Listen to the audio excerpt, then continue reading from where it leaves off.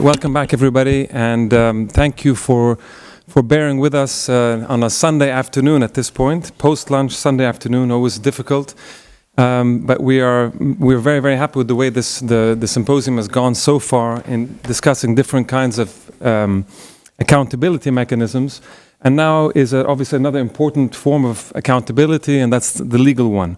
We're not so much going to touch on this panel, or at least directly on the questions of international humanitarian law, but more on the questions of criminal law, international criminal law. And the title of this panel is "The Case for Ending Impunity: What Role for International Criminal Law?" Again, of course, there's all sorts of issues that one could tackle in such a discussion. I encourage you. IFI has commissioned a background study called "Operation Protective Edge and Legal Remedies." It's basically a briefing paper by Noor Arakat, Bianca Isaias, and Selma Rizvi, and this has been circulated to the participants and will be available. Once it's formatted to everybody.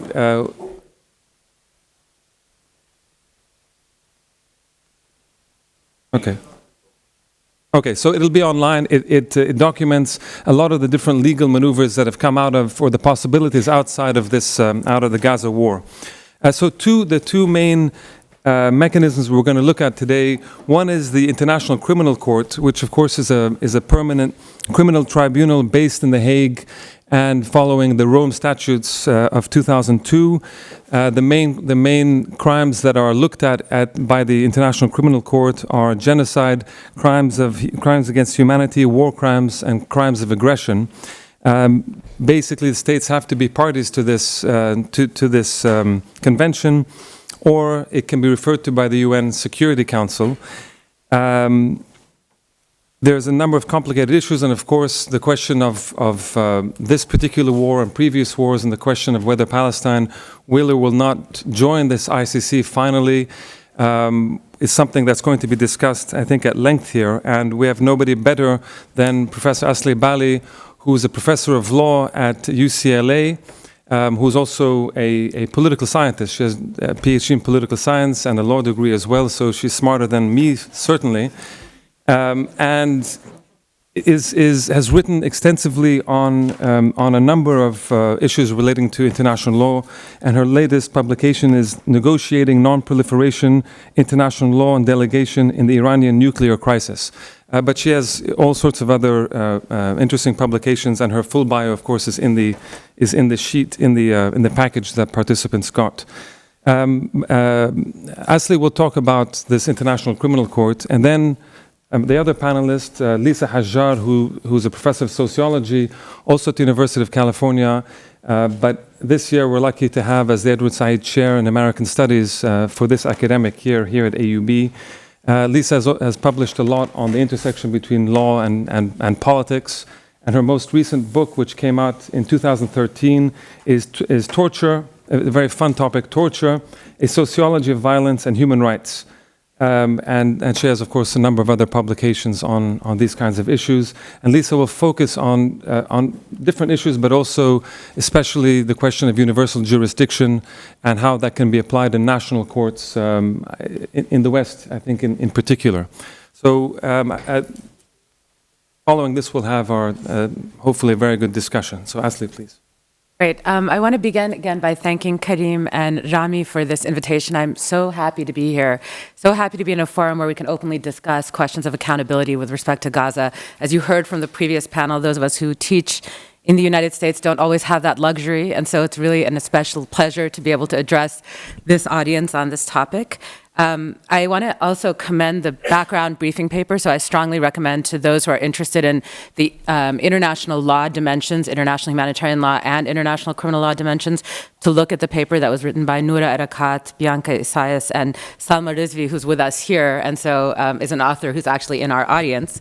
They did a really fantastic job of laying out a lot of the groundwork. Now, it is the afternoon. I myself have traveled from Los Angeles as recently as yesterday and will be leaving as soon as tonight in order to be here. But I can only imagine that you share my exhaustion at this point with a long day of symposium topics, and I've been given perhaps one of the driest topics to address to you because it's a technical legal question, but it is one that I think animates many of our, most sort of dear desires ultimately with respect to this conflict, namely how can Israel be held accountable? How can war criminals be held accountable? How can the record that we have seen of not just the violations that took place in the Gaza assault, but overall the record of occupation, everything that we've seen over the 65 years of UNRWA's work, for example, how can there be accountability here? How can impunity be ended?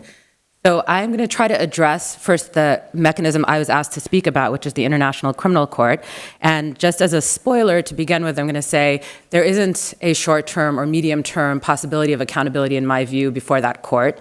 I'll explain why that is the case, what its jurisdictional limitations are, and then why I still think that there's reason for optimism in looking at international law as a general matter and international criminal law, which is, by the way, very related to international humanitarian law. Just to say one additional thing by way of beginning, I began my career relating to international law in Gaza, actually, working for the Office of what is today called the Office of the High Commissioner for Human Rights of the United Nations, what was then called the Center for Human Rights, when they decided to open a Gaza office in the mid-1990s. And at the time, I recall thinking, things could hardly be worse. It was hard to imagine a circumstance in which, particularly if you had spent time in the West Bank, how could this have been allowed to happen? How can we be in the mid-1990s and see Gaza in this state?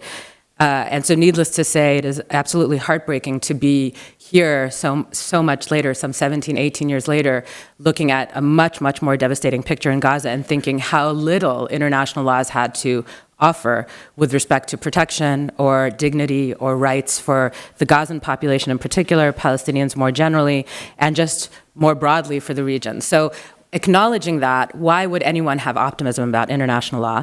Let me just start very briefly by saying one thing about the benefits, and then I'm going to come back to this in my closing.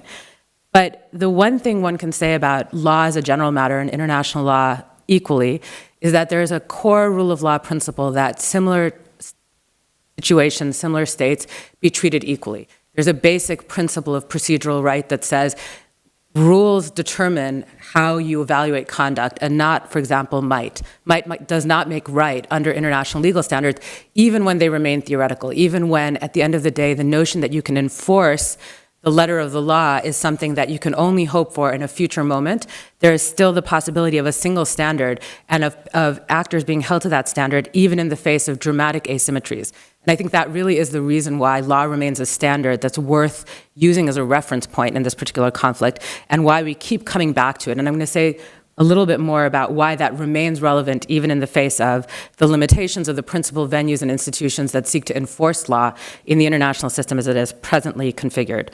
So I'm going to just say a little bit about the International Criminal Court itself for those who may not know a great deal about it and keep thinking, if only the Palestinian either attempt to get the court to take jurisdiction were to be recognized, or if the Palestinians were to really pursue in good faith this effort, there would be the real likelihood of holding Israel accountable. I'm not sure how many people believe that in this room, but I know that there are many people, at least worldwide, who think this is a really viable option. I just want to lay out, again, as the background paper does, some of the reasons why I think it's somewhat more difficult. So like all courts, to begin with, the International Criminal Court is limited both in terms of its territorial jurisdiction and in terms of its temporal jurisdiction.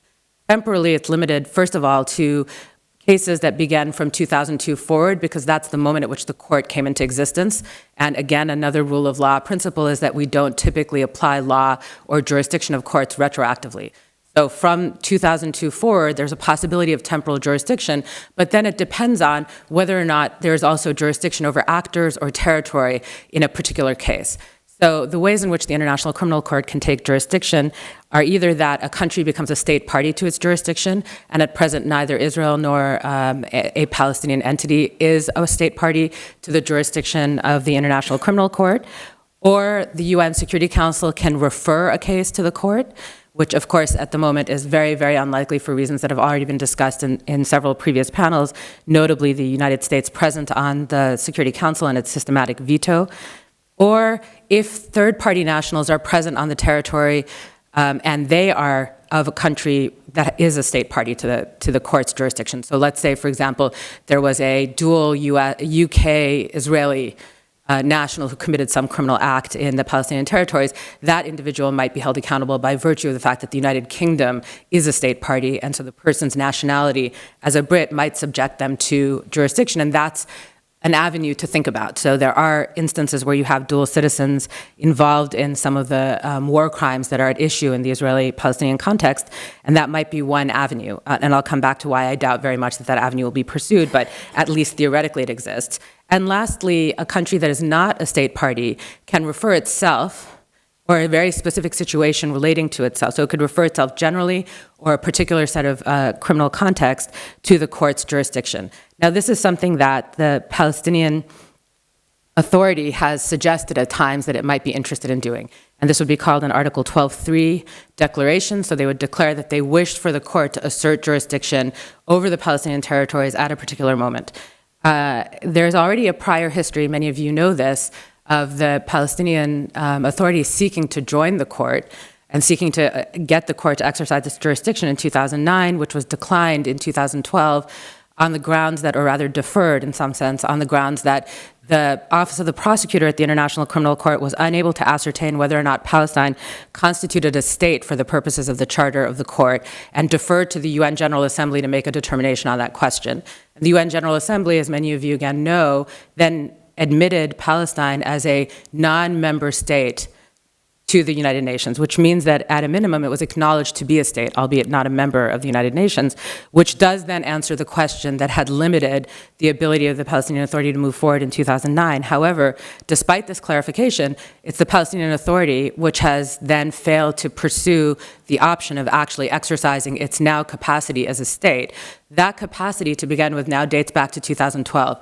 So the likelihood is that the International Criminal Court, in light of its temporal restrictions and jurisdiction, would not be able to acknowledge the Palestinian, any Palestinian entity, whatever it may be, whether represented by the Palestinian Authority, by the current Palestinian National Unity Government, by the PLO, or by another actor, would likely not be able to take jurisdiction for anything that predates 2012.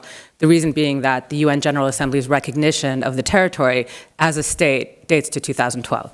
So that already takes Operation Cast Lead, which was the object of the earlier attempt, off the table. But there's still the possibility, beginning in 2012, that the court might exercise jurisdiction. Now, in the case of the earlier prosecutor, the prosecutor who issued the 2012 decision of deferral, Luis Moreno Ocampo, he was an extraordinarily political and polarizing prosecutor at the court, and the belief was he was brought under tremendous pressure from the United States and from other international actors to decline jurisdiction in this case, and that so long as he remained prosecutor, the likelihood that any subsequent attempt to reissue a declaration by the Palestinians would still meet with disfavor. He has now left that office, and he's been replaced by the first African prosecutor of a court that has come to be known in the international system as an African court, largely because it has only to date brought cases against African states, Fatih Bensouda, and she's shown some degree of greater political independence. So if she is a more independent prosecutor, which is a question, but she, for example, wrote an op-ed in August of 2014 indicating that she believes that her office could take jurisdiction if the a Palestinian governing authority were to submit once again a declaration requesting that the court take jurisdiction. So there's reason to think she might do it. The trouble is there's, in fact, a very troubling record underlying this of Palestinian unwillingness to go forward. And here I mean, of course, not Palestinian civil society, not calls which are echoing everywhere for accountability of Israel before the court from the grassroots, but rather the leadership that's recognized internationally of the Palestinians, whether we're speaking of the PLO or the National Unity Government or the PA exclusively, which depends on, for the moment, the judgments exercised by Abu Mazen and his entourage, which appear to be deeply unwilling to go forward to the court. Now, I'll come back in a moment to why that is the case. But before answering the Palestinian factional question, let's just think a little bit more clearly about what it would mean if you were able to get to the International Criminal Court. Now, I just mentioned that it's viewed as a court for Africa. And the reason it's viewed this way, as I've already stated, is because it has only taken referrals of cases that are on the African continent. In fact, until the Security Council referred the Libyan case to the ICC, it was the Sub-Saharan African Court. It wasn't even able to take jurisdiction of cases throughout the continent of Africa, but exclusively in Sub-Saharan Africa. And then with Libya, it became the African Court, truly. So it could actually take some credit for exercising jurisdiction across the continent. This has been a source of great criticism. And the question is whether or not the court has the ability to withstand international pressures that already generate forms of impunity with respect to states that are parties. So never mind the situation that we're talking about here, where the Palestinians have yet to seek the jurisdiction of the court, and of course the Israelis directly resist the jurisdiction of the court, even with respect to countries in Europe and Latin America and elsewhere, where the court clearly has jurisdiction because the countries are state parties of the court's charter. The court has still been very reluctant to act, and that's because it's a fledgling institution. It's an institution that needs to build its legitimacy by winning cases. It can only win cases where it's able to investigate cases, where it has strong political support in its efforts to undertake those investigations, and those cases are few and far between. And even a less political prosecutor than Luis Moreno Ocampo is unlikely to proceed if they believe that there's going to be strong international opposition, because it's going to set a precedent that weakens the legitimacy of the institution itself if the institution undertakes an investigation and fails to be able to follow through on it, or fails to be able to manage a successful prosecution. So let's say then that we're in a universe in which the ICC does get jurisdiction in some way over the Palestinian territories. What are the potential scenarios that might emerge? What would be the best case scenario? I think the best case scenario would be that you would have a reissuance of an Article 12.3 declaration, so whereby the Palestinians request a specific investigation of the circumstances, particularly of Operation Protective Edge, or perhaps of a broader set of array of issues from 2012 to the present, and that there's an initiation of an investigation. The first thing that you can expect, and something that we're already seeing with the UN Human Rights Council Investigative Commission, is that the investigation will be directly impeded by unwillingness of Israel to cooperate with the investigation.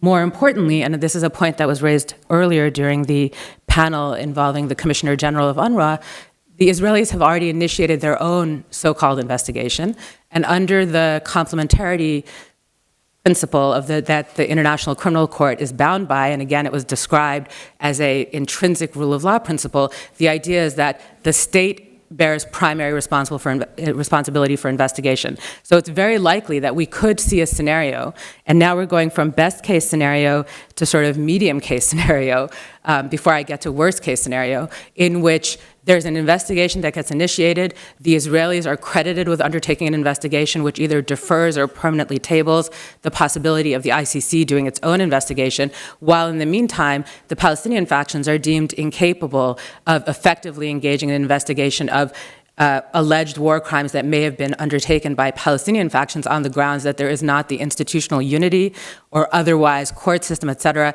in order for them to be able to engage in a meaningful investigation that would meet international standards. And so Israel would then be capable of shielding itself on the basis of a Palestinian action to give the court jurisdiction. You could have a scenario in which Israel is shielded from actual ICC investigation while the Palestinian factions are investigated by the International Criminal Court. Now, you can already begin to see how troubling these institutions and venues can be when we have a clear record, as was described again brilliantly by Raji Sourani this morning, subsequently again by the Commissioner General, in which the disproportionate destruction of civilian infrastructure, the incredible harm to the civilian population and so forth, is so stark that the idea you could end up with a scenario where an international criminal institution is exclusively able to investigate the party that's responsible for the deaths of 5 to 6 civilians and is utterly unable to exercise an investigative power over the party that is responsible for the deaths of over 2,000 civilians in the exact same conflict is astonishing. And there are more wrinkles, actually, again, I'll refer you to the background paper,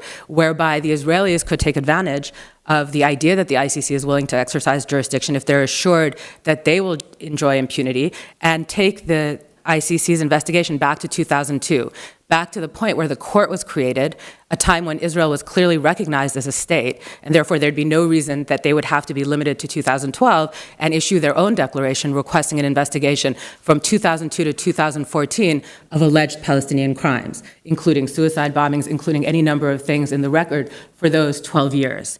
And in fact, there has been a complaint filed by an Israeli legal center, Shurat Hadin, against Khalid Mishal, alleging that he's responsible personally for war crimes and asking that the International Criminal Court consider an investigation. Now, again, they don't have jurisdiction at present, but imagine these wrinkles. Now, the worst case scenario, as you might imagine then, is that some form of investigation is undertaken, jurisdiction is exercised, and the outcome is that only Palestinian factions are held accountable for alleged war crimes, either from the current moment or dating back 12 years, while the Israelis are given a combination of impunity because of the complementarity doctrine and because of the international climate that will put increasing amounts of pressure on the office of the prosecutor.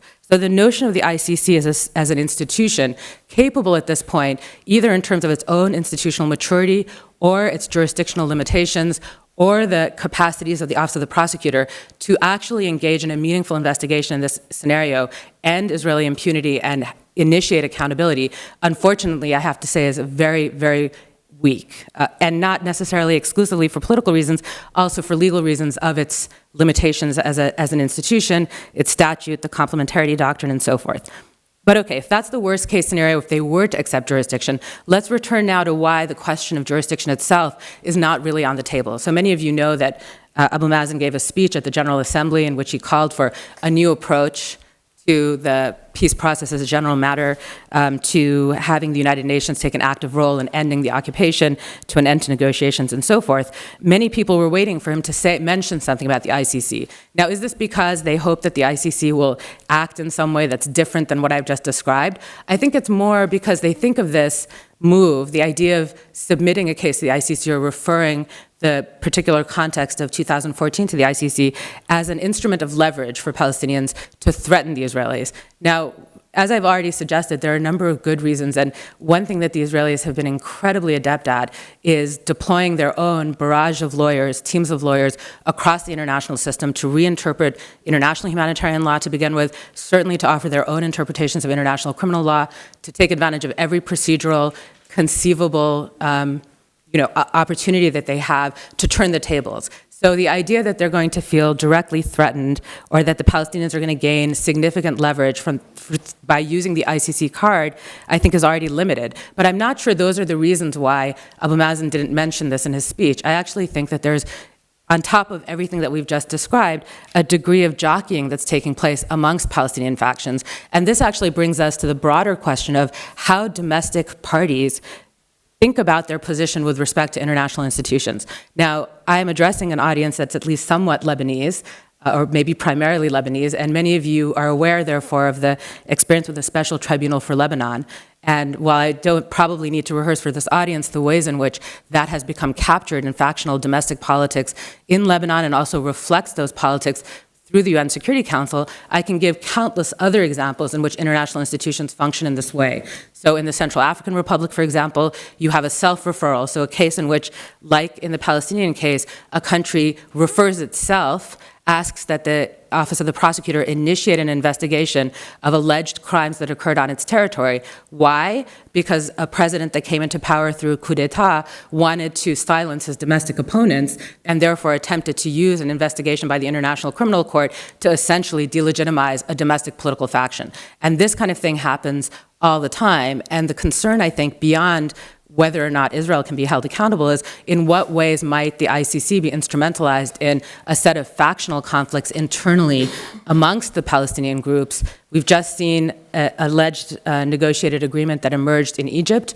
We don't know in detail what its contents are, but it's certainly the case that the ICC represents, for the reasons I've already suggested, a moment in which Palestinian armed groups that were operating in Gaza during the most recent assault could easily find themselves held accountable in one way or another, and that itself could feed into the jockeying between Palestinian factions in ways that would only further politicize the situation, take us much farther away for accountability from Israel, basically serve no one's purposes in terms of those who are thinking here about accountability using international law. So how in the world, against this backdrop of what I've just described, could anybody have faith in international law when the world use is international law if, first of all, it's completely disconnected from any institution of meaningful enforceability and enforcement in this context? So we can put aside arguments, broad arguments about what is international law good for or not good for as a general matter, but in the Israeli-Palestinian context, what is international law good for? Why do we care about international humanitarian law? Why is this something that is repeatedly invoked? And today, in fact, we said, or a questioner asked, in fact, I think one of our authors asked, should we move from international humanitarian law to international criminal law? Let me just start by saying these are deeply interconnected bodies of law. As Karim described, the jurisdiction of the International Criminal Court is over crimes against humanity, genocide, war crimes, and the crime of aggression, all of which have a direct nexus to international humanitarian law, with the possible exception of crimes against humanity, which perhaps might occur independent of an armed conflict. But in all other categories, and much of crimes against humanity, we're talking about international humanitarian law violations that are so grave that they give rise to international criminal jurisdiction. That's really what we're talking about. And we are faced with a scenario in which the Israelis have direct impunity as a consequence of their relationship to the United States, their relationship to the European Union, frankly, their relationship to many parts of the Arab world. So that sort of, constellation leaves one feeling hopeless. So what is the source of hope, then, of international humanitarian law and international criminal law, with which I'm going to end? Basically, the first thing that I began with is this establishes a baseline. It's a standard against which to judge the actions of all parties, all states, however powerful or powerless they may be, whatever asymmetry they may be operating in. The Israelis have systematically established a campaign to falsify the empirical record of what has happened in Israel-Palestine from before the founding of the state, through the founding of the state, through the wars with the remainder of the Arab world, such as they were, through the relationship with Palestinians before the First Intifada, through Oslo, and onwards. It is a simple example of attempting to translate asymmetric power into the creation of a historical record. And that historical record, which is a false historical record, which is being manufactured by at this very same time that the Israelis are also manufacturing facts on the ground, can only be resisted if there is meaningful fact-finding that's taking place from either a neutral perspective or from the perspective of the Palestinian factions themselves, through Palestinian agency, adopting international standards, adopting a standard that can be a reference point that others can check against, and developing an empirical record. So all of these investigations, the Board of Inquiry that I asked a question about earlier today, the Human Rights Council's attempts to put together commissions of inquiry. Do these yield accountability directly? Of course not. The Goldstone report was published. It was extremely damning. Ultimately, the principal casualty at present of that report was one of its chief authors, Richard Goldstone himself, became a political casualty of the controversy that followed the publication of that report. But in the long run, that report will stand. The work of the Special Rapporteur on Israel-Palestine for a long time, for the last 6 years, Richard Falk, before him John Dugard, now an Indonesian Karim Wibisono. These people are discredited, their name is dragged through the mud, their careers are often deeply damaged, but these are principled individuals who, in exchange for basically no salary, agree to do this work of fact-finding and establishing an empirical record, because then there is an alternative record against which to compare the manufactured and falsified record that the Israelis have paid professionals on salary constantly generating. The very first thing that international law can provide is the standard by which you determine whether the empirical record is accurate, how you can investigate the empirical record, what the facts are that are behind that empirical record, and you can hold the line beyond the empirical record against the reinterpretation and manipulation of international humanitarian law. Is Gaza still occupied? If you had only one voice in this question at the moment, the answer would be no, Gaza is not occupied any longer. It's a hostile state, we're engaging in a war, it's about Israel's self-defense, et cetera, et cetera. These are utterly distorted accounts of what international humanitarian law and what international criminal law stands for. But in the absence of the investigative mechanisms that we're describing, toothless though they may be, limited though they are in terms of actually putting any Israeli in the dock or expecting to see any individual at The Hague being prosecuted in the next 10 years, they establish a record that says, yes, Gaza is still occupied, this is about effective control, this blockade is illegal, these actions are illegal, these settlements are illegal. That is constantly being relitigated. Literally every day, whether it's in the halls of Congress or it's in the halls of the United Nations or elsewhere, by adept armies of Israeli lawyers who not only occupy all of those places, but I would note that the IDF's Legal Advisor's Office produces half the academics working in international humanitarian law in English in the world, literally. At Harvard, Every major law school that you look at, you can find someone who's passed through the IDF's legal advisor's office if they have someone who's working on international humanitarian law. So these are the people that are interpreting what the law of long-term belligerent occupation looks like, unless you have an alternative voice, unless you have some kind of a standard being held by organizations like the ICRC, organizations like the UN Office of the High Commissioner for Human Rights, and so on. Again, have they been able to try individual Israeli leaders? No, they failed. And I'm going to leave it to Lisa to describe the attempts at universal jurisdiction, the attempts at the Russell Tribunal, and other efforts to pursue legal accountability in grassroots environments. But at the institutional level, they failed. Have they served a purpose? Absolutely. Because these efforts that have been underway are systematic. These campaigns are not going to in any way subside, and unless you have someone policing the empirical record and policing the standard as to what is the correct interpretation of the standards, you're basically going to lose even that fight. And once you lose that fight, you lose the ability to then work through BDS and various other campaigns to systematically draw attention to the illegitimacy of the operation underway, the overall 65-year-long operation that the Israelis have been undertaking since the formation of their state. The establishment of this objective record through institutions that are not equally captive to the UN Security Council, institutions like the Human Rights Council, like the Shabazz Commission, the current Commission of Inquiry, Special Rapporteurs, UN General Assembly resolutions, the work of UNRWA, the Office of the Coordinator of Humanitarian Affairs, and others, ICRC, even the International Court of Justice, has been essential to maintaining the line. Now, I just want to end by noting that this has sometimes been against a backdrop of being undermined by Palestinian leadership, which is another astonishing wrinkle in this case. So, for example, the work of Richard Falk, as he was Special Rapporteur for the United Nations on Israel-Palestine, was undermined. The Palestinian Authority actually lobbied to have his second term denied and to have him limited to a single term. Why? Because they didn't like any better than the Israelis with whom they do business, the record that was being generated here, because it was viewed as focusing on X as opposed to Y, not focusing adequately, for example, on what they viewed as the human rights violations that should be documented regarding Hamas's governance in Gaza, and sought to retaliate. So again, even this element of international law that I'm describing, in which you're trying to maintain at least something like an objective empirical record and account of what the standards are, is subject to factionalization, is subject to politicization, is very, so it is vulnerable,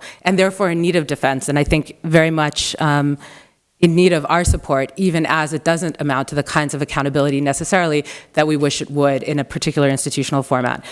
The final point I'll make, and turn to Lisa, is that the best thing I think that can be undertaken against this backdrop, where we do have an empirical record that's being policed, where we do have at least standard lines of international law still vindicated at the international level, is to multiply the fora for accountability. So multiply the different kinds of venues in which accountability can be imagined. The International Criminal Court, I think, is not especially promising at present. The International Court of Justice has done what it could with the Wall advisory opinion in 2004, but that we need to have additional fora in which to pursue accountability. And there are two that come to mind right away, and this will be my segue to Lisa's presentation. The first is grassroots efforts like the Russell Tribunal. So the Russell Tribunal, I think, has been extremely important, and I hope that Lisa will take a moment to describe what it has been doing and how it has actually created an alternative forum in which the standards and the empirical record can be tried and additional evidence can be generated for a future time. I said in the short to medium term, international law as a criminal accountability device is going to be very limited with respect to Israel-Palestine. But in the long term, there's no reason to believe that's going to remain true. The balance of power shifts, distribution of power shifts. The Israeli project is a settler colonial project that history tells us is doomed to at least be renegotiated, if not to directly fail. And I think we have every reason to build today towards a tomorrow where accountability becomes possible. When you think about the world in which dictators have been held to account, it was never the years that they were in power. It was always 5, 10, 15 years after they fell from power. That's the powerful precedent that the Pinochet case, for example, stood for. No one at the time that Pinochet was in office thought this man is going to find himself in jail in his final years, or at least on trial in his final years, and yet that's what happened. So there is a long term, there's a long durée to work towards, and in the short term, having alternative fora for accountability, ultimately taking the record that we have, applying the legal standards we have, doing so in a way that holds the line against Israeli reinterpretation is precisely what makes a strategy like BDS possible. Because it's possible to point to both the rights that Palestinians are entitled to and remain entitled to, notwithstanding who tries to control the narrative, as long as we're able to actually hold that line. And secondly, offers an avenue that doesn't have to pass through the Security Council or the halls of Congress in Washington or any of the other major capitals of the world if you can appeal directly to civil society on the basis of the standards that international law has laid out. So on those grounds, I think there is some small degree of reason for optimism, and I think the previous panel illustrated the strategies that might be mobilized as alternative fora for accountability while we wait still patiently for institutions in the international system to catch up to the aspirations to justice on which they were founded.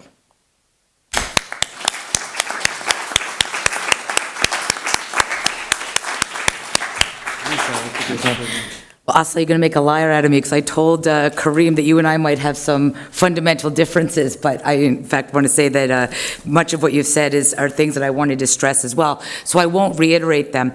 I'm just going to assume that you've absorbed everything Asla said, and I will enhance on certain specific points.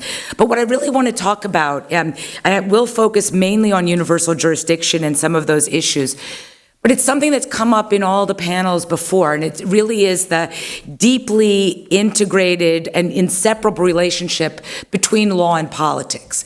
And I think, much of what Asli said, much of what other people have said is that this relationship is one that's oftentimes very tense. I mean, law is supposed to be fair, blind justice.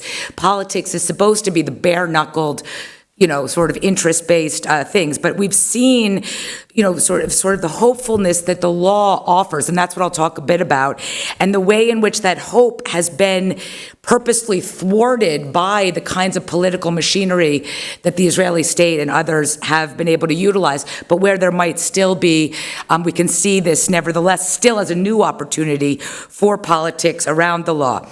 But I just want to, maybe put one thing in a bit more of historical context. I mean, the entire history of international humanitarian law and its much later sort of useful version of international criminal law are very much reflective of, imbricated in what is the history of the Israeli-Palestinian conflict, sometimes directly, sometimes indirectly. I mean, as Peter Krahenbuhl had mentioned earlier, sort of invoking the significance of World War II and the aftermath of World War II, the creation of the Geneva Conventions, which are the cornerstone of international humanitarian law.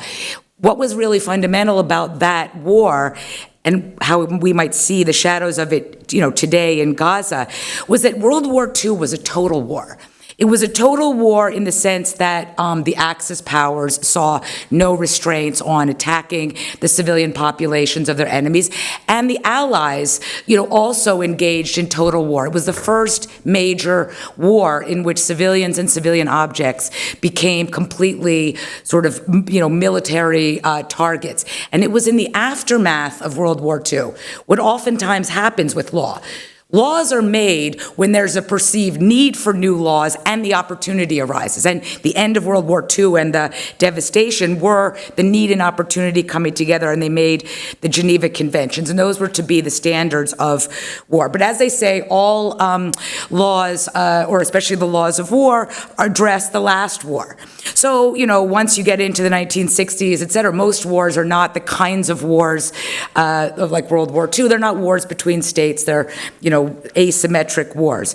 And so just to maybe emphasize something that Asla had said about Israel's efforts to reinterpret international humanitarian law. I want to just elaborate on that a bit because it's significant and directly relevant to matters of accountability. And this begins in the early 1960s. Even before Israel occupied the West Bank and Gaza, they started conceiving of an interpretation of the Geneva Conventions, to which they are signatories, that would say that we love the Geneva Conventions, they just don't apply in the West Bank and Gaza, because the West Bank and Gaza were not will not be, and then subsequently were not, quote unquote, occupied territories because they were not, the sovereign property of the states that were removed in 1967. And from that original interpretation, which was intended specifically to give the Israeli state a kind of legal carte blanche by saying, we love the law, it just doesn't apply here, or the law was never intended to provide rights to Palestinians living in these areas. That was, one could say, the original moment of much of what has developed. And it wasn't just specific to Palestinians.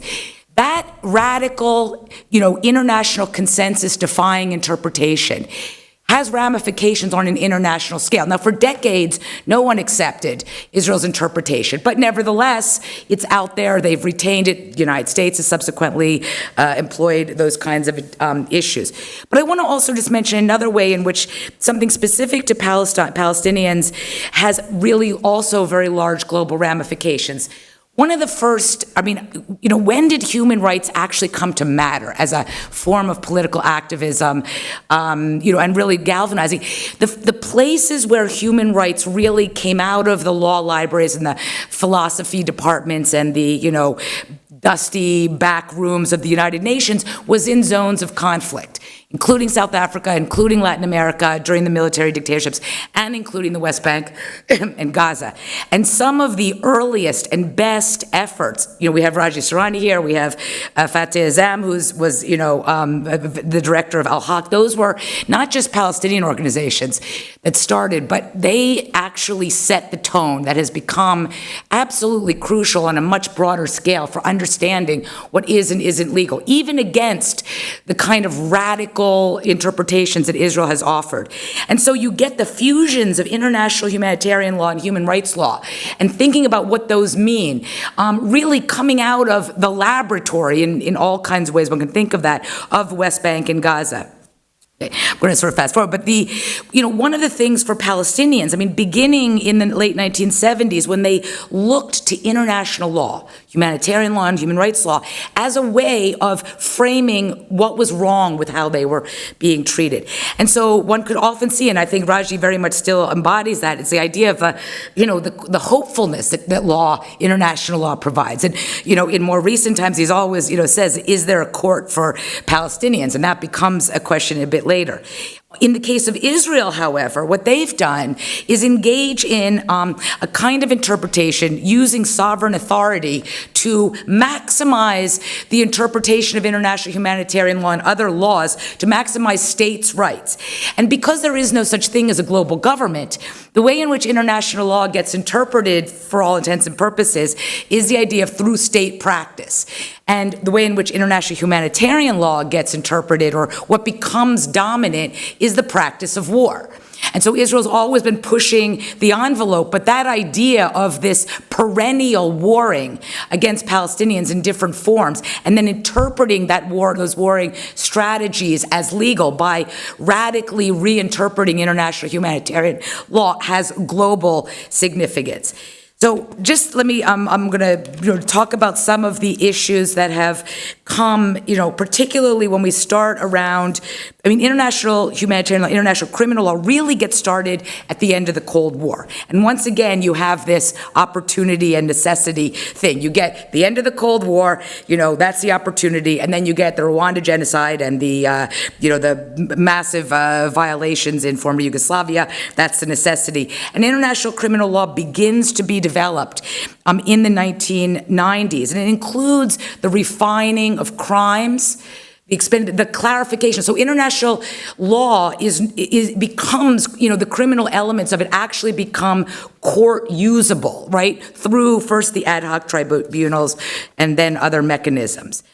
But so what happens from the 90s onward, I want to describe it as frictions, ongoing frictions, and a kind of dialogical relations between Israeli policies and interpretations vis-a-vis the West Bank and Gaza, also vis-a-vis Lebanon, and Palestinians, vulnerabilities and also their agency, I mean, in trying to interpret this. And so the way I would characterize this is like humanitarian universalism, to which Palestinians are like the iconic humanitarian universals. They are people who are people without a state to protect them, looking to the law, sort of invoking a humanitarian universal thing for multiple purposes. And Israel being sort of the most, now the United States gives Israel a run for its money, but the most robust version of sovereign exceptionalism. And so those things have been in tension. And it's not just one side prevailing over the other, or morality versus legality. So just very quickly, I want to just touch on some of the developments that have been. In 1993, you get the Oslo Accords. The Oslo Accords explicitly leave out international criminal accountability, international law. And I remember very clearly I was working in West Bank, Gaza at the time, and Raji had said that Palestinians and everybody would pay for the exclusion of international human rights law in the Oslo Accords, and they've paid, everybody's paid. But the Palestinians obviously vastly more.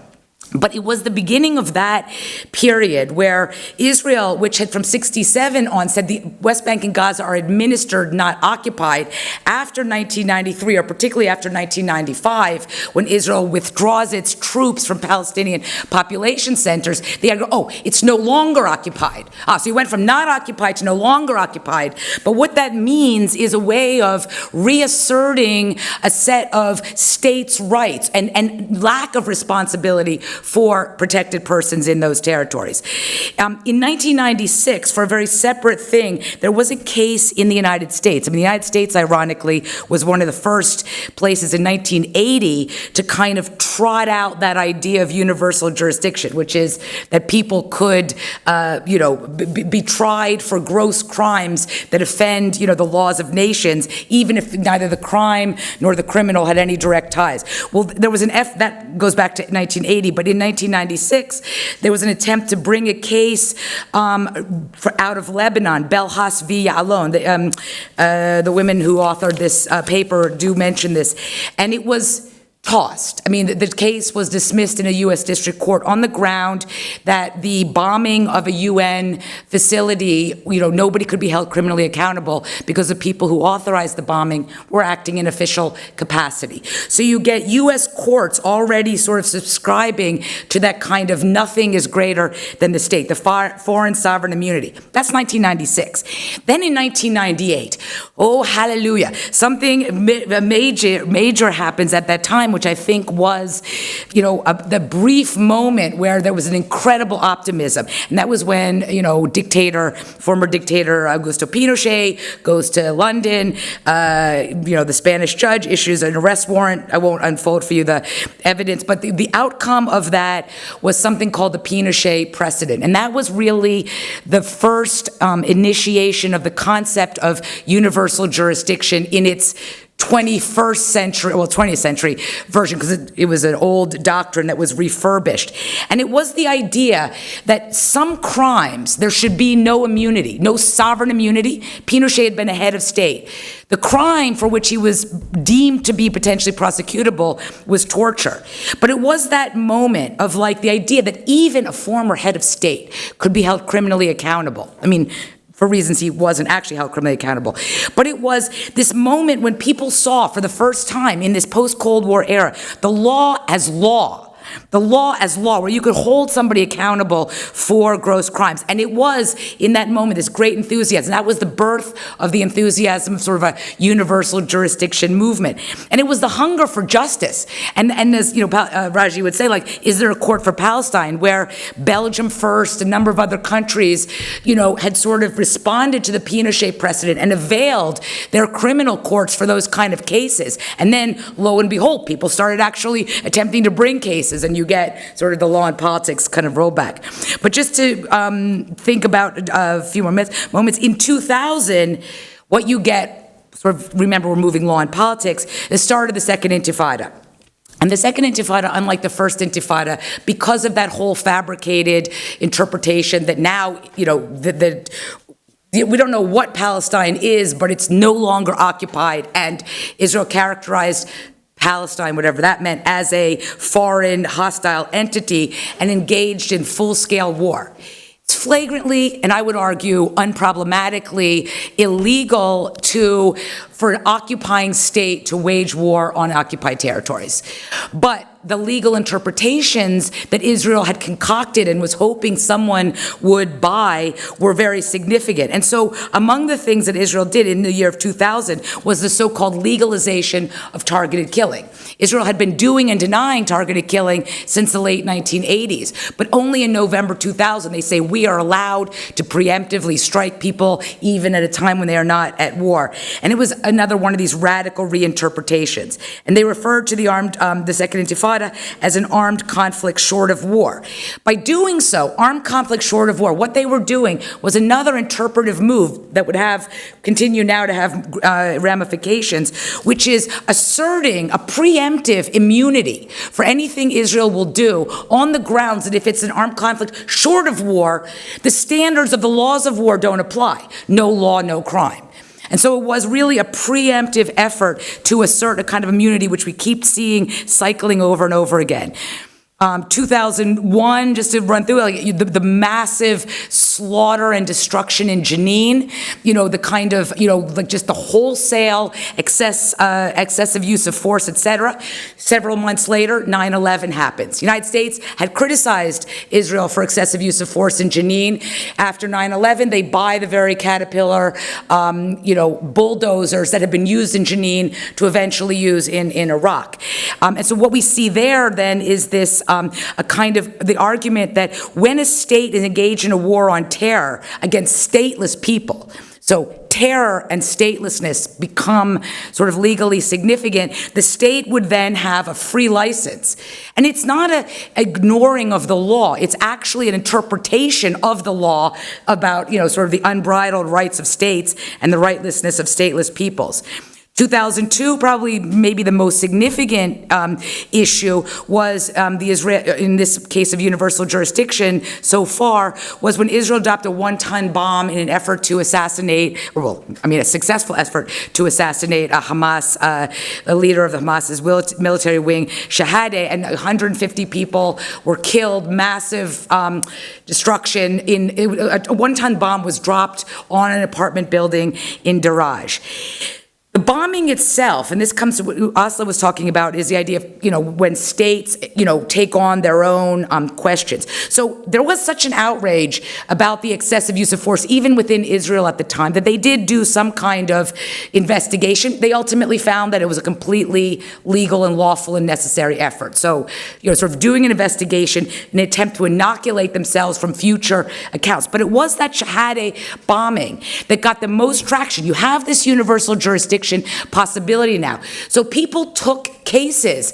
Raji working with people, lawyers in London, trying to bring cases against some of the people Israelis for the bombing in London, in Spain, etc. And it was this, the domestic unaccountability compounded by the disproportionate use of force. It was a political push towards international accountability. And so at that moment, from 2000 on, it was this fight over universal jurisdiction. Can you use the law as law or not? And it was, a very politicized pushback, although I'd say that these universal jurisdiction guys and gals were really fighting it out for a while. In the end, I think that, it didn't quite prevail. But in the meantime, and, Asli's talked about the great effort that is expended on the part of Israel by Israeli lawyers to radically reinterpret the law and then present that as logical. One of the best examples of that is a guy named Danny Reisner, who worked for the IDF legal office, and there's, his quote is in a document that I have, I did for IFI. I think it's available, you can read it, but let me interpret what Reisner said. He basically said something like Nixon said during the Watergate scandal: if we do it, it's not illegal. So that's essentially the punchline of the kind of efforts that go into it. But it is illegal, right? We're not, we are not, lobotomized. We are capable of understanding what Israel is doing and criticizing that. So, ultimately, the Shahadeh bombing was a major effort. The fact that there had been an Israeli domestic investigation made it, politically and along with Israeli pressure. But it was then after Operation Cast Lead, there was much more effort to use universal jurisdiction again, and and it's sort of back and forth. I mean, we can talk about some of the details, but I wanted to. Okay. I'll just talk about where we are. Cast Lead, 2012, whatever that operation was called, Protective Edge. I mean, they look like Pillar of Defense and then Protective Edge. They look very similar, except that the destruction of Gaza is greater and greater every time. And the audacity of Israeli officials and the people who defend them is greater and greater every time. And it's partially tied to the ways in which international law has been interpreted by Israel and the political failures of foreign courts to allow the law to operate as law, even as they'd committed themselves to those standards. So I come back to the question of universal humanitarian and Palestinians is iconic. What is a civilian? What is civilian immunity? I mean, those are questions that the Israelis would like to answer in saying that no one's a civilian if they are proximate to a terrorist organization. But we are smart enough to know that that's not legally accurate. And the question, and it comes back, the double-edged sword of the law, is that there are civilians, and we do know what civilians are. We know that civilian sites include UN facilities and schools, among other things. And then it comes back to the question of intent, right? Because international criminal law attaches to individuals. And the question is, can there be proof of intent that Israeli officials intentionally bombed civilian targets? That just as one example. Is Gaza still occupied? That's a legally important question because it bears upon applicable laws. What is legal in armed conflict? I mean, Israel has used Gaza as a laboratory to contest like the expanding parameters of proportionality. How much force is proportional to the way? So it's a matter of exaggerating Hamas's dangerousness and then justifying that as a huge proportionality argument. And ultimately we'd say, what is humane? What is, do we have a standard of humane? Is it the kind of minimalism, putting Palestinians on a diet that Israel would have? Okay. Or is it something else? Do we politically, legally, intellectually want humane treatment and humanitarianism to mean something more robust than, the case of Gaza? Because the situation of Gaza is unique, but it is iconic and bodes for humans in other parts of the world as well if we don't stand up to the kind of humane, the minimalism it is. So just last points in terms of Operation Protective Edge and where we are now. What we saw was not a minimalism, but a maximalism. We saw Israel repeatedly in numerous sites using the Dahya Doctrine, having argued that it's within their rights as a state, defending themselves against their enemies to, sort of use disproportionate force to target civilians, etc. We also have a new, wildly original and completely intellectually unmoored doctrine, which is the Hannibal Doctrine, which is that, if an Israeli soldier is captured, any amount of force can be used in response to that. I mean, that's really wild. And then the question of culpability. I mean, the Israeli spokespeople and their, people who buy what they say are completely, when they say Hamas caused this violence, that's not just a political or a rhetorical sentence. That is a statement of an immunity assertion. I mean, that's an assertion of immunity, and it needs to be rebutted in the same way that immunity itself needs to be rebutted. And the rebuttal is Shijaiya and Kuza and other places like that. And I just want to now reiterate what Asli was saying. The importance is really doing intellectual work, doing research. I mean, organizations, et cetera, to understand what is true, where there was intent, where there was excess, and to actually weigh back in on what constitutes excess, what constitutes disproportionality, et cetera. And so, I would say that, in the case of Israel, and in the context of Israel itself, this is where it again becomes very internationalized.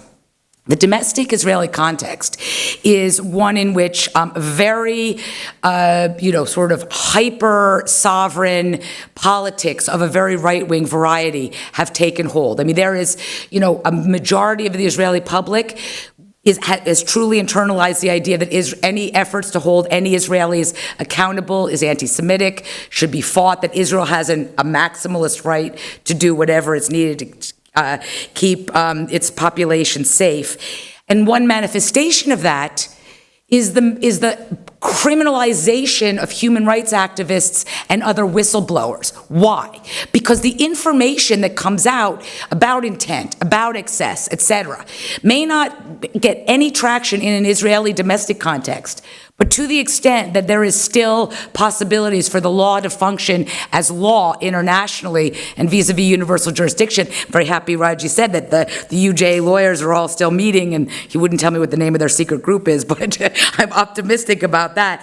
But it is something that it also, the criminalization of whistleblowers and the right-wing politics and the obvious excesses of what happened in Gaza this summer mean that, Israel may have been able to, successfully force other countries to narrow their universal jurisdiction laws, but the political acceptability of that is so much less now among broader publics. And this is a moment where now we can say perhaps politics functioning as politics may help restore the law in some sense, and not, accepting the kind of arguments that what happened in Gaza are necessary or justified. Thank you.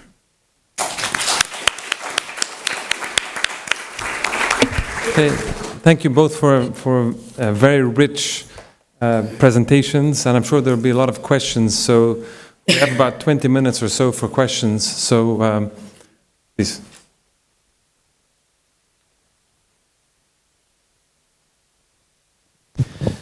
Professor Bali, the Article 15 of the Rome Statute, as you know, gives the Office of the Prosecutor the power to initiate or to start an investigation on her own initiative. It was used in the post-election violence in Kenya. I'm wondering if you could just talk to us about that, its relevance or lack of relevance in the Palestinian context. I noticed it was missing from her op-ed from last month. I was looking to see whether she was going to address it or not, and she didn't. So I'd be interested in your general thoughts on that.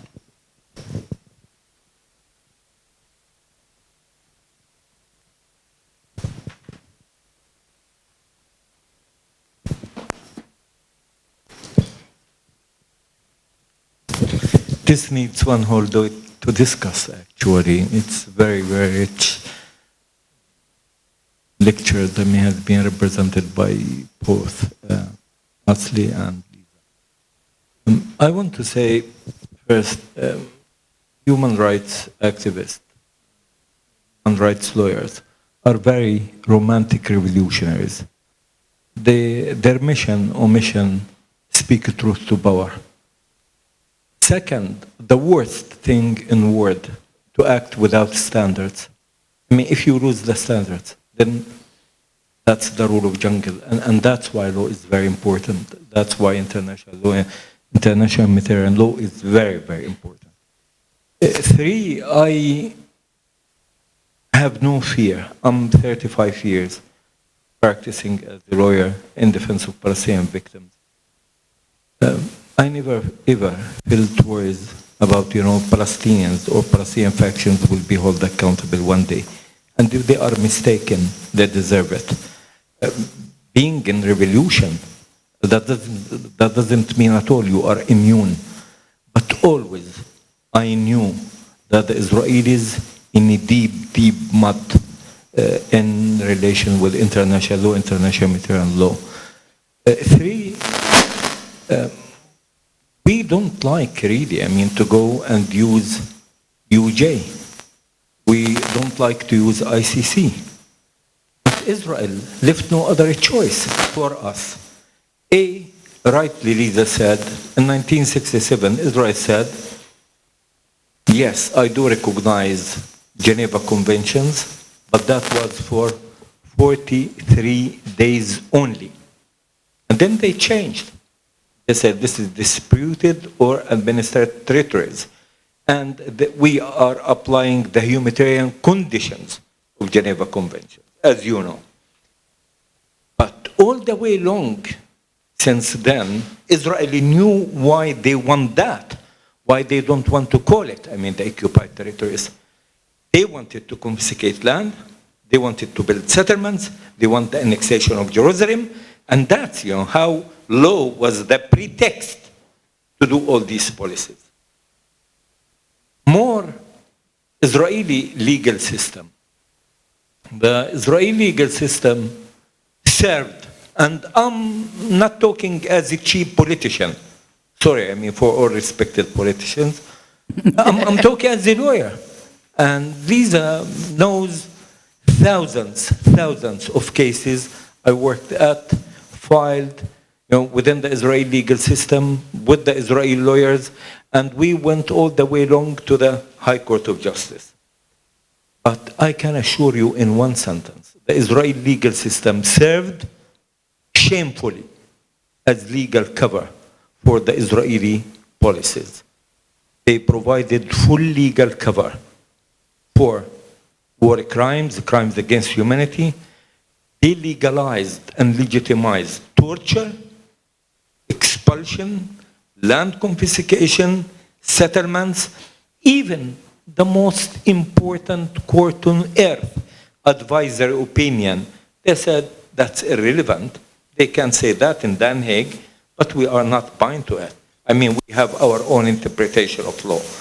They don't pay care for that, and Israeli legal system served as a tool, to have a legal cover for the Israeli policies.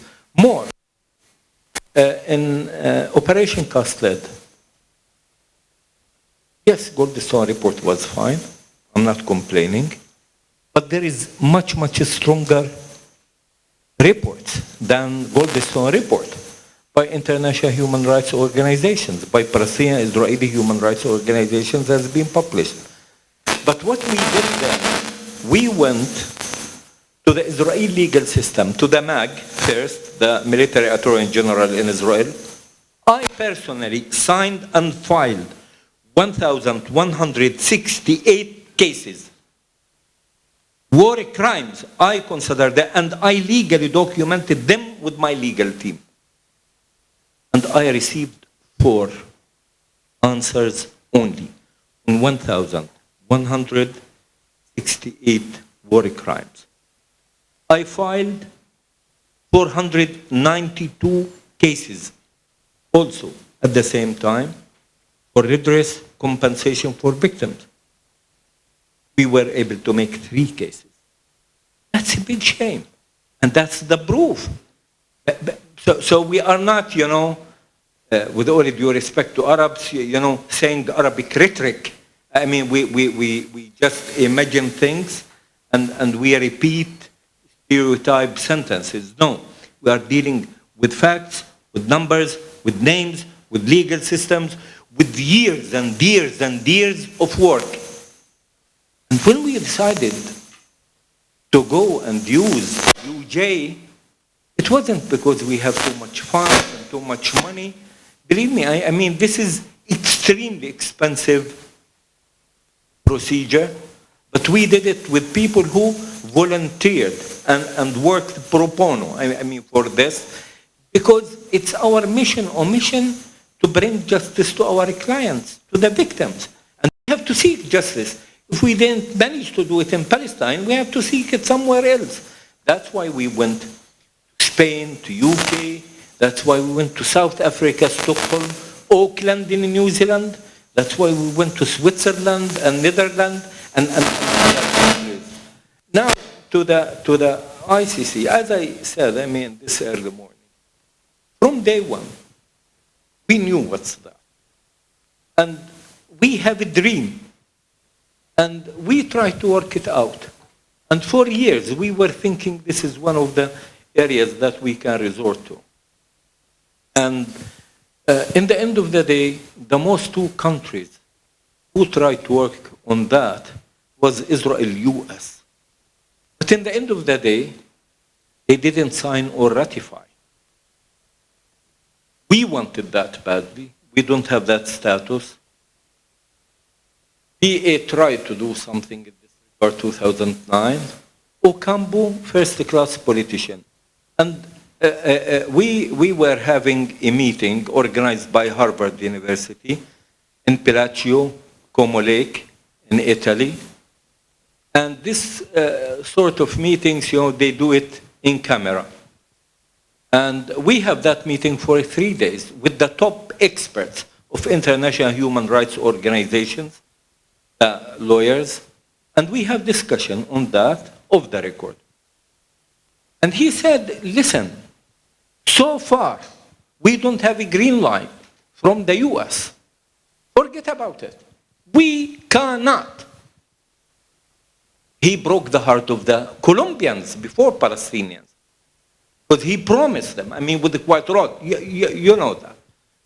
So he was selective, he was politician, and he tried to put obstacles in April before he left. Even when he was leaving, he made that press conference on Palestine. Very strange. And he stated A, B, C, D. He put conditions for his predecessor.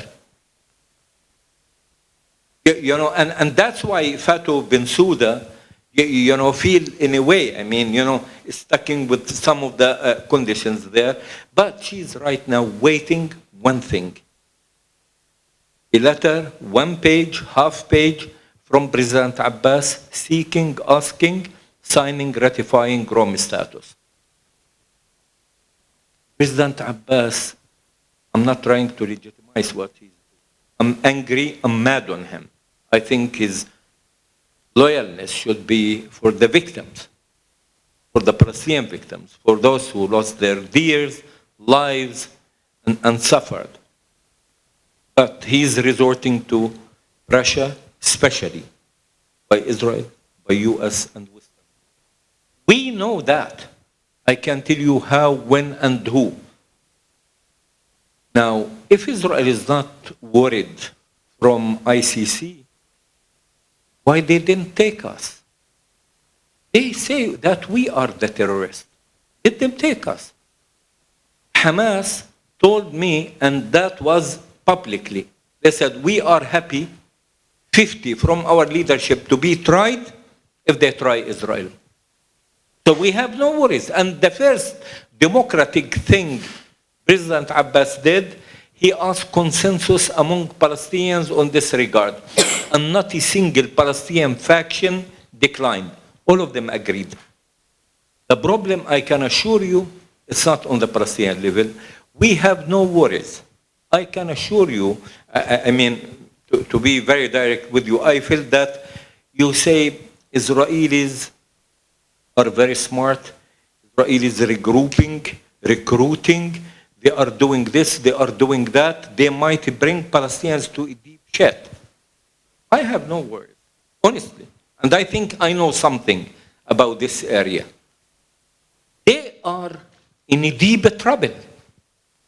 And not deep trouble because of 2008, 2009. Not because of what they did in 2012 or 2014. I can assure you they are in a deep trouble. Yes, ICC, it's not retroactive. But settlements are ongoing crime. Annexation of Jerusalem, ongoing crime. Annexation of the apartheid wall, ongoing crime.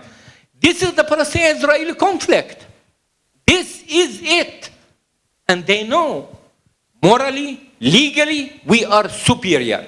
We will make it. We will win it.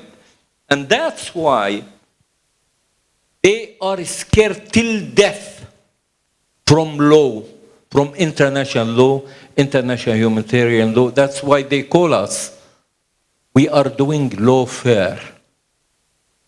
And we are the agents of the terrorist organizations. We are misusing international law, international humanitarian law. Of course, they have to try to have their own version of law, their own perspective of law. You know, last week what they said? Gaza, enemy territory. What? They discovered after all these years, Gaza, enemy territory. How it comes? More, they are talking about in 2002, in 2003, after 2 years of the Intifada, about something has been produced to the ICRC. It's the illegal competent. We have competent and we have civilian in international law. But illegal competent, this is something we never have heard of. Who is the illegal competent? A civilian can, within seconds, shift his status and he becomes sort of military and he can give instructions to kill and destroy, etc. That's the Guantanamo. That's Guantanamo. And that's the targeted assassination.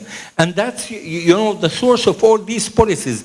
And thanks God, nobody bought that. They so far organized 4 conferences trying to twist. It's not working because of simple thing. Not the word is sympathizer with the Palestinians. They don't think of Palestinians. But because nobody wants rule of jungle. So what I'm saying, should be no words whatsoever from the Palestinian side regarding ICC. The real obstacle is the political pressure on the Palestinian leadership. And I'm telling you, all what we need from Palestinian leadership, signing a letter asking for signing, ratifying Rome status. And we have hundreds and thousands of cases in the pipeline. All what it needs, just pressing a button. And Israel, gates of hell will be open on it. On the other side, using the UJ, meanwhile, we will try our best to try to use this weapon as effective as we can. It's more and more restrained, but we will try, our best in this regard. Just one final conclusion. One thing you have to be happy about. I don't think, with all due respect to Richard Falk, John Dogart, whom they are people I inspire and I learn, who documented the Palestinian-Israeli conflict. I think Palestinian Human Rights Organization has unprecedented quality of work. This is the most well-documented conflict on earth.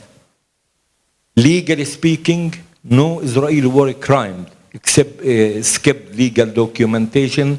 It's there.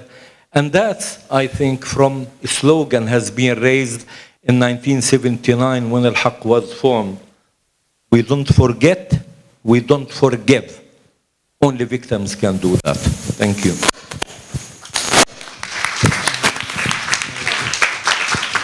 I think maybe just respond briefly, then there's a couple of questions more. Sure. On the prosecution spontaneous investigation, the prosecutor's office can do that for state parties.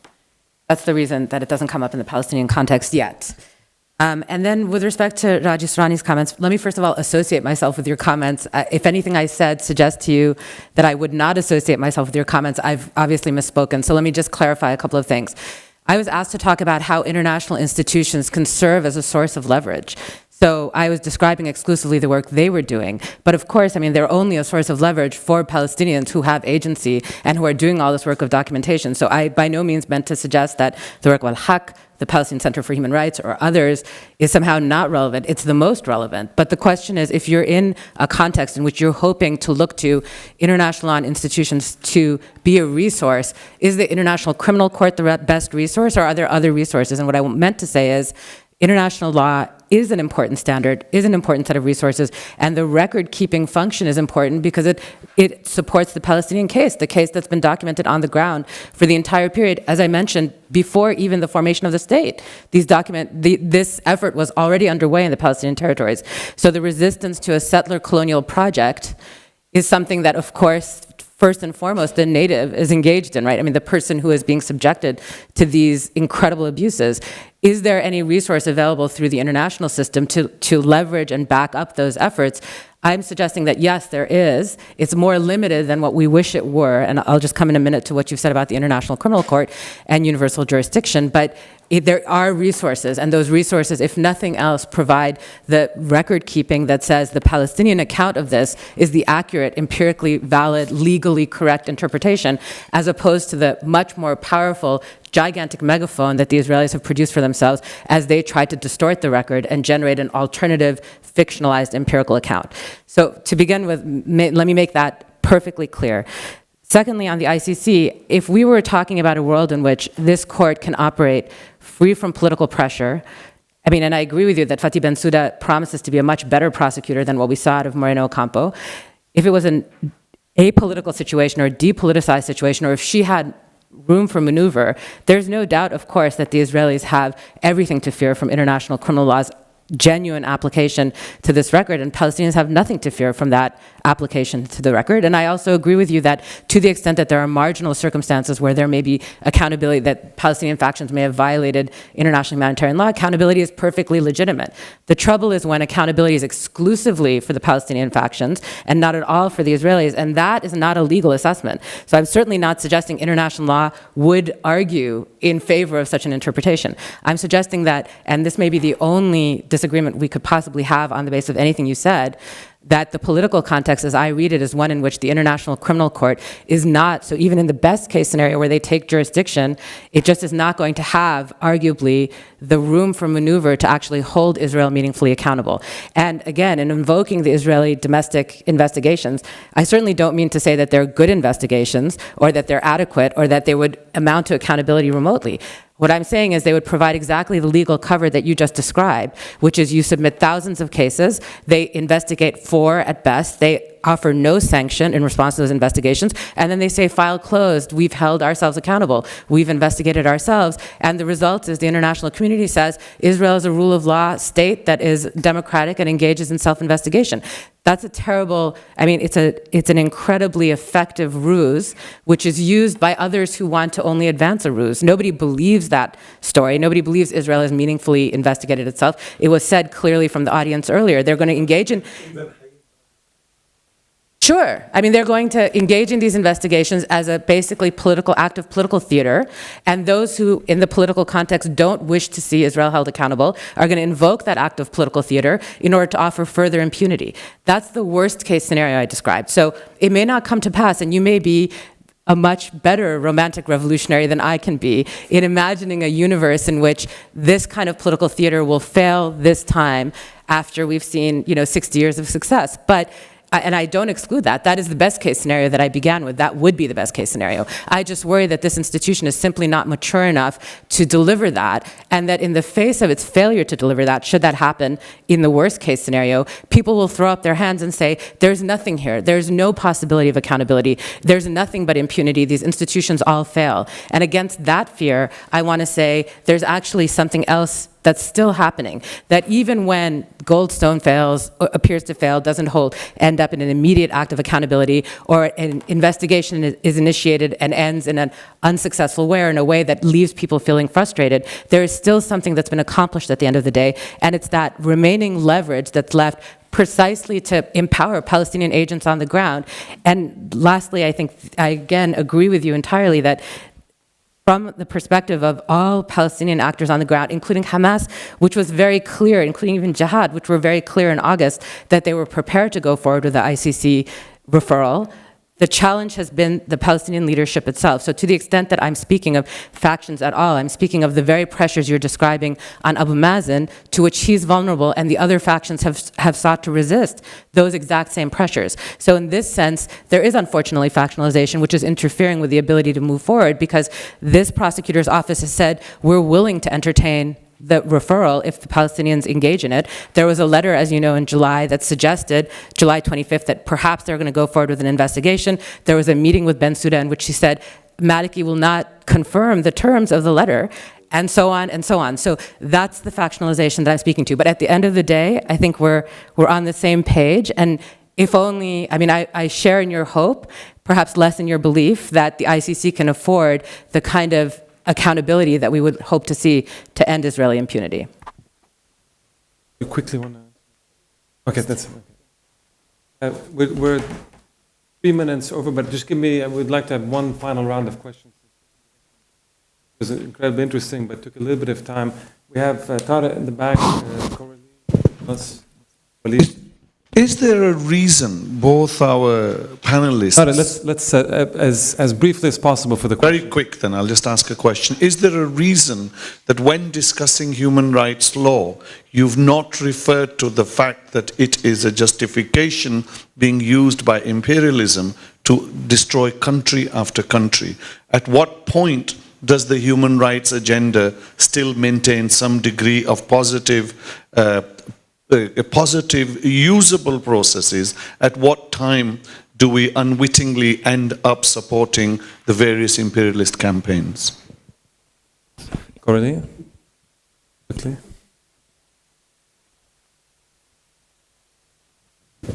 Thank you. Lisa, if you could just elaborate a little bit on the state of universal jurisdiction as of today. Many countries came up with universal jurisdiction laws and then went a bit backward, including introducing some kind of political control over the prosecution. So could you elaborate on where we stand as of today? Walid?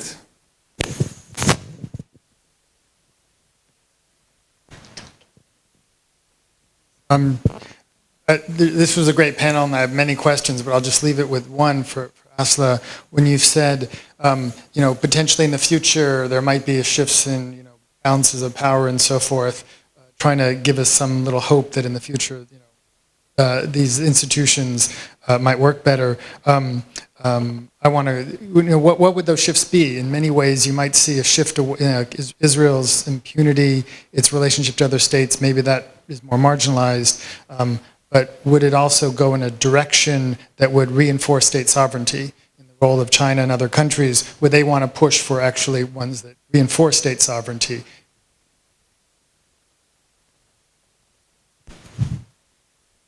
Just a quick question myself, which is just to add to Walid, the question of BRICS. Is there anything happening to shift a little bit this geopolitics of these international laws or not? Just as a quick. Any other final question? Come on, please.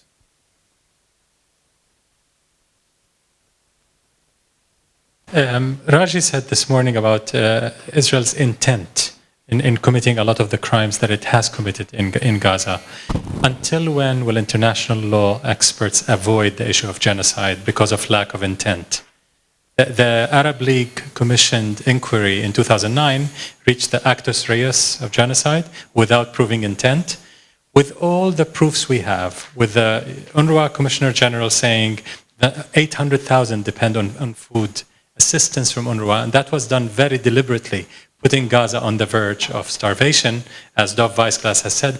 We have plenty of statements of intent. What is needed to push that?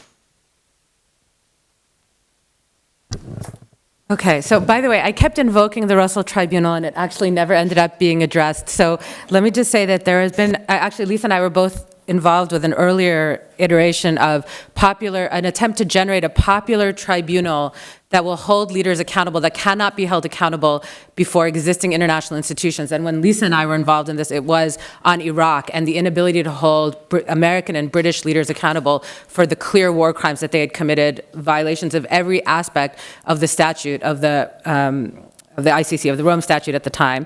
And actually, the Russell Tribunal on Palestine has been even more successful, although I think we had considerable success with the World Tribunal on Iraq. For example, William Shabas participated in the Russell Tribunal himself and is now the person who is involved in the Commission of Inquiry that the UN Human Rights Council has put together. So in other words, a popular grassroots effort at accountability has drawn on individuals who are capable today of being also appointed to official forms of investigation of Israeli accountability. And so I think that there is reason to think, and this gets to the answer to the first question, that there are some resources, and the resource here is beginning from the ground up. So if the concern is human rights is just an imperial instrument, then the answer is take human rights out of the hands of state policy. I would have agreed entirely with Omar's response in the previous panel on responsibly protect. Responsibly protect is basically an interventionist doctrine in my view. One can reimagine it from an individual's conscience perspective and so on, but one could also respond to it exactly as he did to say, let's begin by desisting from complicity in the crimes that are at question before we talk about robbing local populations of agency and calling them victims in need of protection by the very actors that are victimizing them, So responsibly protect has an intrinsic flaw that much of the kind of way that human rights gets framed at the international level also shares. But that isn't the only way that these discourses can be deployed. They're not the only actors who can make use of them. So I think there's a reason to try to vindicate the standards, and I tried to suggest what that was. In some ways, your question is the mirror image of Raji's question. Raji says, why are you basically taking away an instrument and a set of institutions that we can actually legitimately pursue and might give us some opportunity to hold this actor accountable? And I'm saying I don't want to take any institution away, and I agree entirely with their potential uses. I just think the political climate doesn't make it possible. You respond by saying, why would you ever invest in these standards and institutions anyway? They're imperial. The political context doesn't make it possible. I basically agree with both of you at the end of the day on these critiques, but I still think that there's something ultimately that's worth retaining from these standards, because precisely, again, with what I began with, which is these are rules that hold parties accountable regardless of the asymmetries, regardless of the distribution of power, and those distributions can shift, and different agents can apply the standards, and the standards can remain clear. So those are resources that are precisely deployable in an anti-imperial vein, much as they have been deployed in an imperial vein. They can empower local actors. They can frustrate local actors. Those are not grounds to abandon the instrument necessarily, unless you had a kind of intrinsic normative critique of the content of the instruments, which is something that we could come to at another day. But the notion that they can be deployed by different actors, I think, isn't the basis for an abandonment. It's a critique of the way in which they're being deployed. Universal jurisdiction, I wasn't asked that question, so I will leave that to Lisa. And Walid, I think in the short term, and Karim followed up on your question by noting the BRICS, there could be distributional shifts that basically make Israel specifically less immune from accountability. But of course, there could be much broader shifts. If this was a conference in which we're talking about under what conditions could meaningful international justice be deployed, then the tenor of your question becomes extremely appropriate, because in the face of a state sovereignty system, the likelihood that these norms will be deployed in ways that are free from the politics that capture, that are free from the ways in which we see institutions being politicized and manipulated, is limited. So could we see a shift with respect to Israel specifically, because it basically loses some aspect of its powerful alliance that shields it currently from all forms of accountability? Yes, I think that's conceivable. Are we likely to see in the same kind of medium to long-term trajectory the end of a state sovereignty system that would make a different vision of international justice possible? I think that's a much, much, much longer-term project. Very briefly, in terms of universal jurisdiction today, I was hinting at, but just, a lot of governments, particularly that had robust universal jurisdiction laws, under pressure, either from the United States or from Israel, sort of rolled back their universal jurisdiction. So Britain, under direct political pressure, made a political decision, for example, that would limit the possibility of prosecutors being responsive to criminal complaints in the British context. And also the idea that there would be, that prosecutorial discretion would privilege important allies. In France, they had an absolutely ludicrous kind of undercutting of their own universal jurisdiction law in the case regarding Donald Rumsfeld, saying essentially it was sort of a version of, if he did it while he was fulfilling his executive duty or his professional sovereign duties, he therefore has immunity, which it's a laughable concept, but France maybe catch up later. Spain also under direct pressure from Israel in particular, because, and my understanding of it was that the Spanish Zapatero wanted to become the head of the European Union and was completely pandering to kind of Israeli pressure and some pressure domestically, agreed to and sort of pushed through the Spanish parliament a law that narrows in similar ways as Belgium would have also done, which is essentially saying there has to be the universal jurisdiction laws are no longer to be really universal. There has to be a nexus to Spain, either the victim or the perpetrator or, some specific direct action. We're not going to open our courts to anything. But when it comes to Palestine, Gaza in particular with Kasled and Pillar of Defense and this there's over 1,000 Gazans who hold Spanish residency.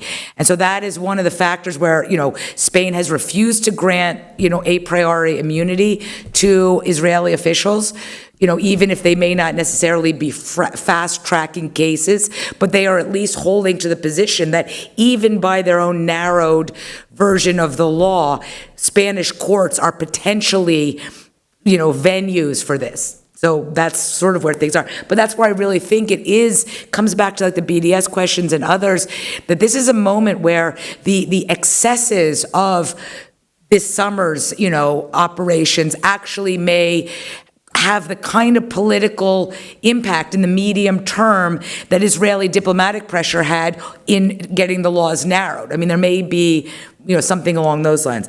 And Omar, just in terms of your points about the documentation of the different kinds of crimes, and you said that you have evidence and can back it up, and I would imagine that's absolutely the case in terms of genocide. However, maybe us or someone would disagree, but if one thinks about the 4 crimes that are punishable, genocide, war crimes, crimes against humanity, and torture, genocide, the law of genocide is written in such a way that it was it was the first human rights law. And so it's much more constraining. From a political point of view, it's also much more, contentious. I'm thinking if one wants to look for accountability, my advice as a non-lawyer would be stick with war crimes and crimes against humanity. I mean, they encompass many of the same things, and they're written in more flexible ways and can be used and perhaps not derailed as easily as genocide allegations. So I don't think you lose anything in accountability if one is looking at the perpetrators, right? The perpetrators of war crimes, the perpetrators of crimes against humanity. If you're looking at the perpetrator, whether you're getting them for war crimes, crimes against humanity, or genocide, what's the difference? The difference then is the political circumstances and the weirdness of the Genocide Convention in terms of the high-level intent. Crimes against humanity has a much lower level intent bar. So I would say go for crimes against humanity and war crimes. Actually, it was a total oversight. I forgot to answer the question, so I apologize. Let me say very quickly that, first of all, as a Turk, I can answer the question, how long? I mean, we're at the centennial of the Armenian genocide, and it's precisely this intent question that's barring the ability to move forward. I mean, forget about the retroactive application of the convention. The reality is that it's a political context that's preventing this from happening. So unfortunately, we have a precedent at this point of a century of denial where you have incredible documentation of intent, which in some ways reinforces, I think it reinforces Lisa's point about what is the best strategy today for accountability. You probably want to focus elsewhere, but it also reinforces a broader point, and I think the thing you're trying to point to, which is this is a political context in which you can't name the crime that's occurring because you have basically such a distorted lens that it's, despite the fact that you can empirically document it, it's simply impossible to get a hearing, a proper audience, and it speaks to the broader argument I was making. It's not because the case can't be made for genocide, it's because it can't be heard, and the reason it can't be heard is not legal, it's political. Before we finish, we're going to have one last coffee break, and then we'll just have a closing up session, so please do stick around. But thank you very much both for extremely rich, and for everybody else for the discussion.